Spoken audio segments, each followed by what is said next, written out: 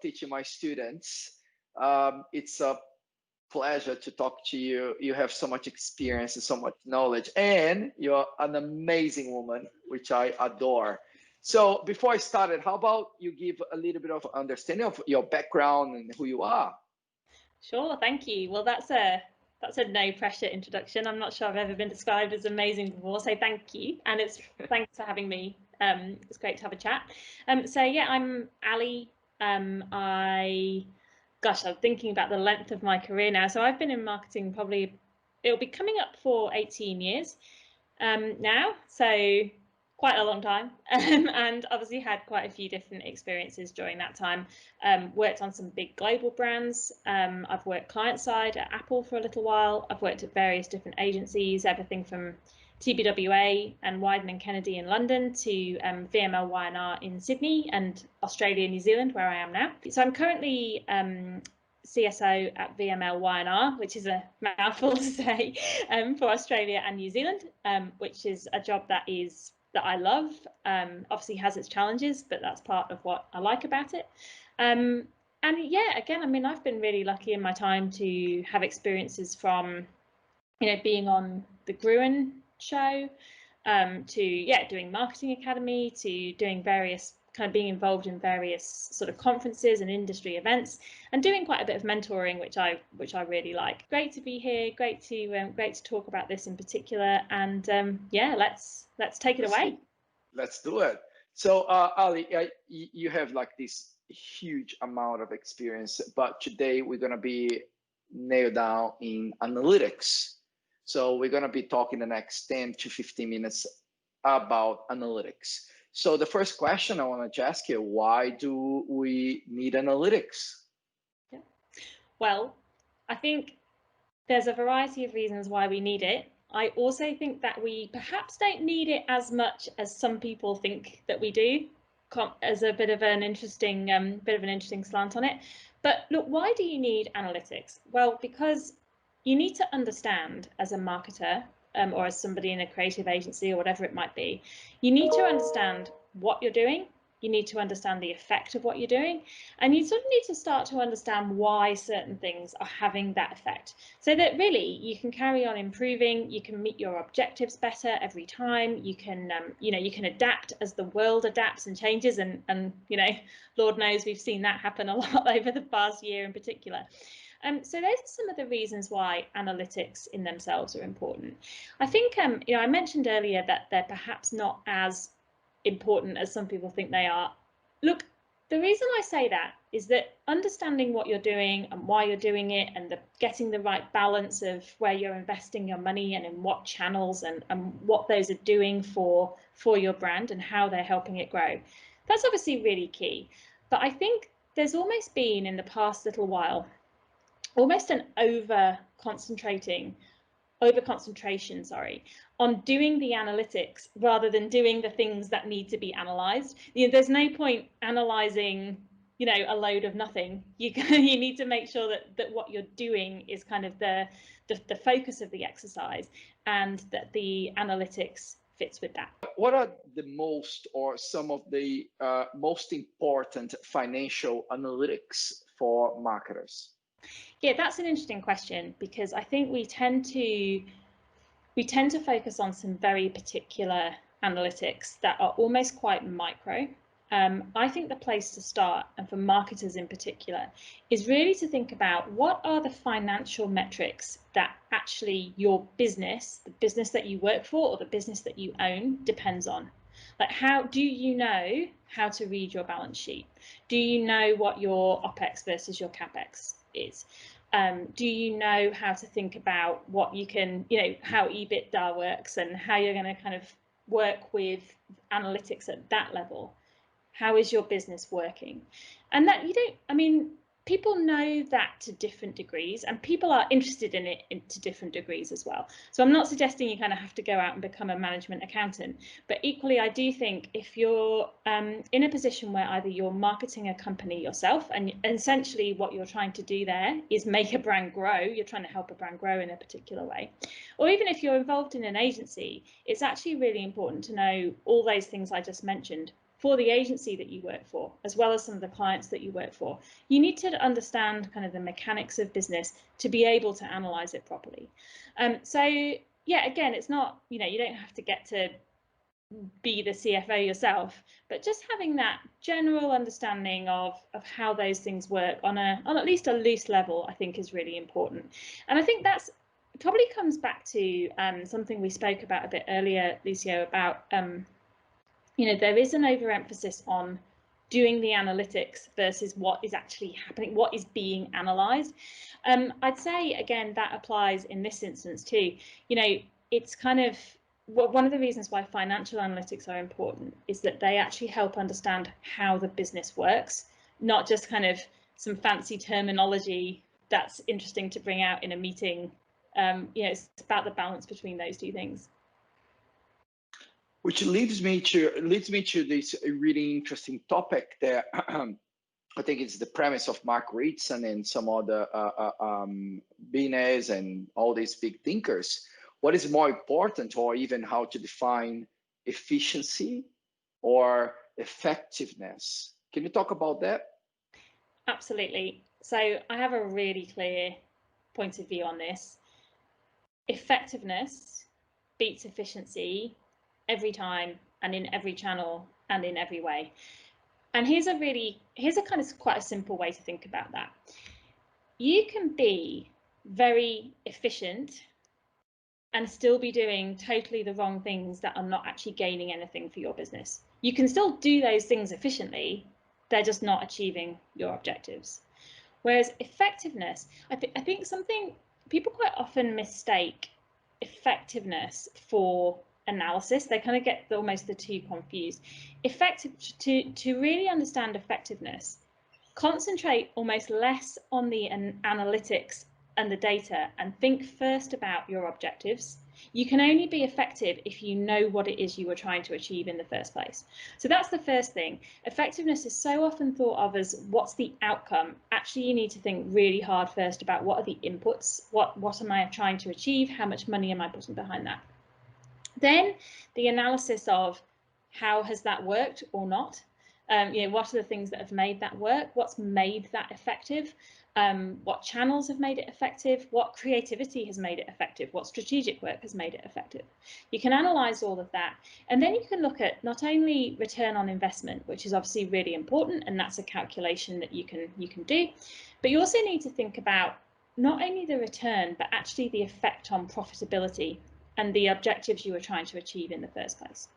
Now, I think there's actually a really interesting case study out of the UK that's a really interesting way to illustrate this argument of effectiveness versus efficiency, and almost in that way that I just described. It's from the AA, which is Automobile Association, which is kind of the equivalent of like an RACQ or an RAV, depending on where you are in Australia. It's kind of an automobile club from that point of view. And they a few years ago, we're very much going down a track of very kind of personalized digital marketing. And some of that was great. I'm not trying to detract from that, but they very much prioritized efficiency over effectiveness. And there's a really interesting quote from their chief marketing officer at the time. He said, we were one of the most efficient organizations in the UK. We were more efficient than we'd ever been. And we were 5 months from going out of business because, yes, they were being very efficient at all the wrong stuff that wasn't growing their business. So then they moved back to a more mixed brand, digital, long-term, short-term approach. And that has been a lot more effective for them. But I think that's a really good window in on you can be efficient and that can be great. But if you're being efficient at all the wrong things that are not achieving your objectives, you're not going to get anywhere. You can just be proud of being efficient at what? Whereas if you always prioritize being effective, being really clear on the objectives you're trying to achieve, and then how you're achieving them, you will always get a better result. Talking about efficiency, effectiveness, and tools and ability, access, it's very confusing. What I should or what one should be measuring in digital? Yeah. Okay. Well, this is a really good question, and I have to do the slightly. I have to play my get out of jail free card a little bit and say it does depend a bit on particular projects, particular brands, particular categories. But here's how I think about it. I would always, as I said before, think about your objectives first. Like, what are you actually trying to achieve? Is it likely that you're going to achieve it? Like, be really clear on those objectives. I'd say, I think Mark Ritson, you mentioned earlier, actually did a piece of work on how many objectives are actually viable. And it was between 2 and 3 objectives is kind of the epicenter. And that makes sense, right? You can't be concentrating on 8 different priorities. And they become, I think there's also a real difference, isn't there, between an objective and a wish list. So you need to just be a bit, I think people need to be a bit wary of that. So imagine you've got your objectives set up. And then I think you can start to move into, okay, if my objective is to, gain new customers from a particular demographic, or achieve better results in a particular geographic area, or whatever it might be, you can start to then hone in on, okay, how am I going to do that?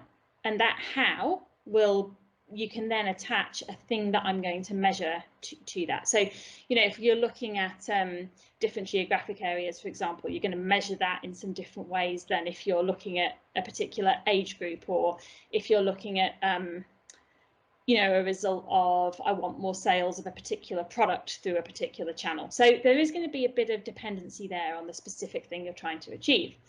I think probably, again, I'd just come back to a bit of wariness, or sort of checking yourself that you're not getting so caught up in the analytics that you're not actually trying to fulfill your strategy and your objectives. There's actually a really good, there's a really good name for this. It's called surrogation tendency. And that is it's kind of a human, I guess you'd call it a bias or a tendency, as the name suggests, where we become so wrapped up in metrics that we forget what it is that we're measuring. There's a great example from a Harvard Business Review article, 2018 maybe, that used the example of Chase Bank in the US, which had an objective that was about cross-selling, but because all the metrics were really focused on how many products can each salesperson sell to each customer, people became obsessed with just throwing products at people, and it became it became against kind of financial regulations, and people were kind of betraying customer trust. But they were all being rewarded on not the kind of length of relationship with each customer, which was what that strategy was trying to achieve. No, they were being rewarded on this metric of how many accounts, how many products does each customer have with us. And that's where surrogation became, instead of my strategy where I'm focusing on long-term relationships with people and really kind of making that relationship valuable, it became about this metric of, well, how many things have they got? Like, that's how we're going to measure this long-term relationship. And that became the thing that everyone concentrated on, that actually landed them in a lot of hot water. So, I mean, that's probably quite a dramatic example. We're not all going to be, hopefully, had up by the regulators. But I think it is useful in just saying, keep your eyes on the prize. And the prize is not, like, your real-time dashboard might be set up brilliantly and might be something that you're really proud of. And it might be really useful. But that is not what is going to make your brand successful. That is not what's going to achieve your objectives. That's not what's going to sell more. It's going to help you understand whether what you're doing is working and how you can make it better. But that's not the end game. That's the end game. As marketers, do we need tools for marketing analytics? I mean, primarily digital marketing. And if we need, what are some of the options or most utilized options? Yep, so there's definitely a big range out there, and I think it's kind of growing all the time. And it depends how